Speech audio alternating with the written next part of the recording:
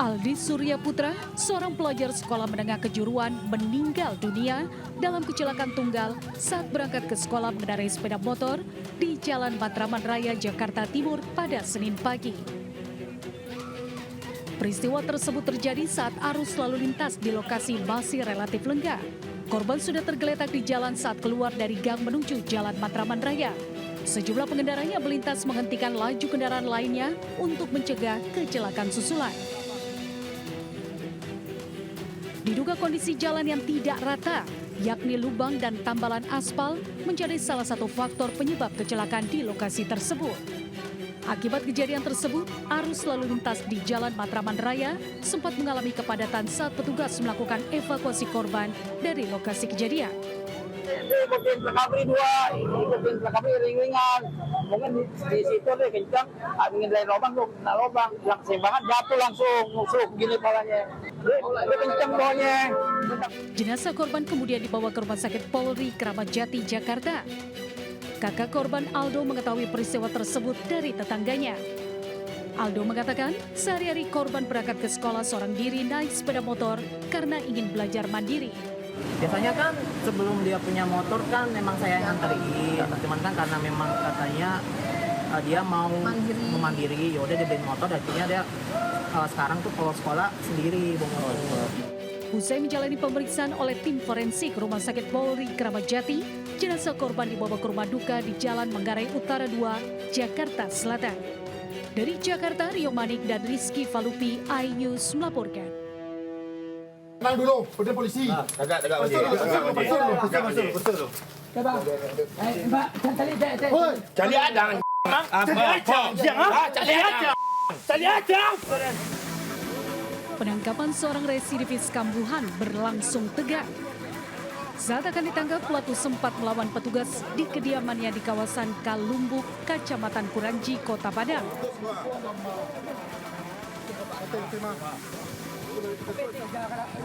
Petugas akhirnya melumpuhkan kaki pelaku dengan timah panas. Usai dilumpuhkan, petugas Satreskrim Polresta Padang langsung menggelandang pelaku untuk mencari barang bukti ponsel yang dicuri 3 hari silam. Dari hasil pengembangan, petugas berhasil menyita 1 unit ponsel yang telah digadaikan pelaku seharga Rp300.000.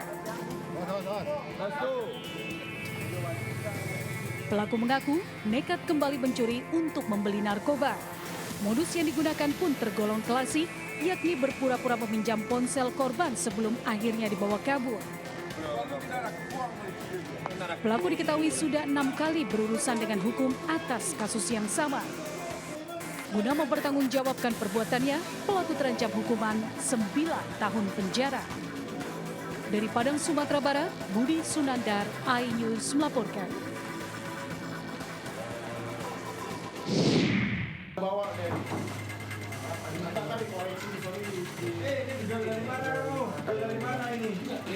Pria bertato ini tak berkutik saat diamankan warga di sebuah pos RW Jalan Taruna Raya, Kemayoran, Jakarta Pusat. Ia tertangkap basah usai menyatu di salah satu rumah warga. Diduga dalam kondisi mabuk, pelaku masuk ke dalam rumah melalui pintu yang tak dikunci dan menggasak sebuah laptop. Pelaku kemudian kabur namun tertangkap oleh warga. Dari luar itu warga udah masuk rumah, udah ngedor-ngedor, manggil kan. Terus ternyata pas saya bangun, pintu belakang rumah juga udah terbuka, pintu pagar terbuka, udah rame warga.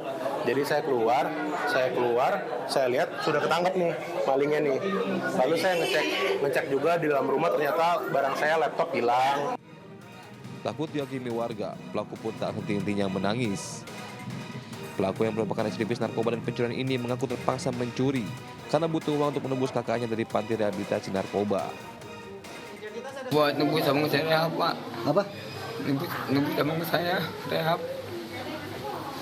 Katanya sales, WP, tadi gue ngomong. Ngaku sales. Enggak saya, Pak. Ternyata laptopnya di tempat sampah samping. Udah sering kayak gini?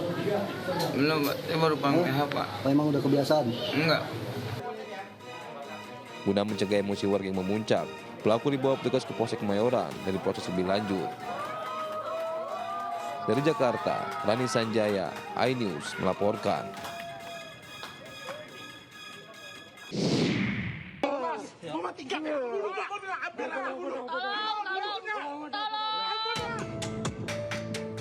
Seorang pria dianiaya setelah menegur tetangganya yang memainkan alat musik drum di Jalan Dahlia 3 Cengkareng. Beberapa orang mencoba melerai, namun penganiayaan tetap terjadi. Polisi mendapat laporan olah tempat kejadian. Konflik berawal dari keluhan warga yang terganggu suara drum selama berbulan-bulan. Keluhan tersebut sudah disampaikan namun tidak pernah ditanggapi hingga korban mendatangi rumah pelaku. Dari atas mungkin kepala, karena di kepala belakang karena ditendang. Ini ada baru tahu nih mungkin habis ditonjok. Mata juga ada, ini mungkin ada bekas itu.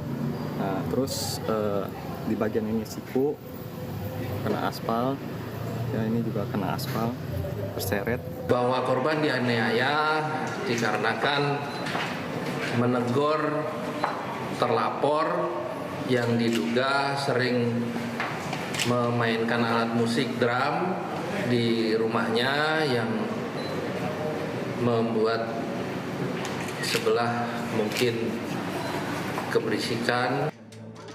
Satreskrim Polres Jakarta Barat masih menyelidiki kasus penganiayaan tersebut. Dari Jakarta, Mitwal Gani, iNews melaporkan.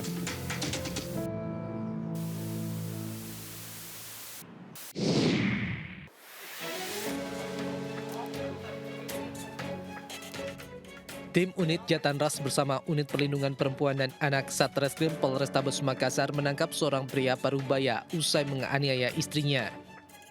Pelaku ditangkap di rumahnya di kawasan Kecamatan Bontoala, Kota Makassar, Sulawesi Selatan. Pelaku sebelumnya terlihat berselisih berujung cekcok dengan korban di dalam rumah. Pelaku yang emosi usai menenggak minuman keras kemudian menganiaya korban dengan kipas angin hingga korban alami luka dari wajah sampai leher. Hasil pemeriksaan kepolisian, kekerasan sang suami baru pertama terjadi. Jadi dari Piket Reskrim menerima laporan terkait adanya ibu rumah tangga yang dianiaya oleh suaminya. Kesalahpahaman saja dalam rumah tangga, kemudian oleh si pelaku, kemudian memukul istrinya menggunakan kipas angin sebanyak 2 kali di area pipi. Untuk mempertanggungjawabkan perbuatannya, pelaku beserta barang bukti dibawa ke Mapolrestabes Makassar untuk dilakukan pemeriksaan lebih lanjut.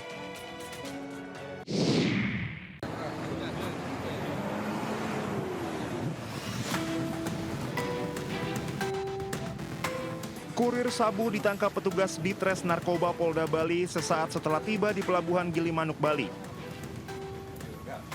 3 paket sabu seberat 3 kg dimasukkan pelaku ke dalam sebuah tas ransel dan disimpan di bagasi bus. Belum, tapi dinyanyikan ya. Ya. Di hari yang sama, petugas kembali menangkap kurir sabu lainnya dengan barang bukti sabu seberat 3 kg saat pelaku baru saja tiba di Pelabuhan Gilimanuk. Meski dalam satu rangkaian, petugas memisahkan kasus tersebut dalam 2 perkara berbeda. Petugas telah mengantongi 2 nama yang memerintahkan para pelaku untuk membawa paket sabu dari Jakarta ke Bali. Ditres Narkoba dan ditemukan 3 paket sabu yang disimpan dalam tas warna coklat. Dari hasil pemeriksaan terhadap tersangka AS, 3 paket sabu tersebut adalah milik L dan dia diminta untuk membawa ke Bali dengan janji imbalan upah 50 juta. Secara keseluruhan, petugas menyita 6 paket sabu dengan berat lebih dari 6 kg dengan nilai ekonomis diperkirakan mencapai 9 miliar rupiah. Pelaku yang telah ditangkap terancam hukuman pidana mati, penjara seumur hidup, atau penjara maksimal 20 tahun serta denda hingga 10 miliar rupiah.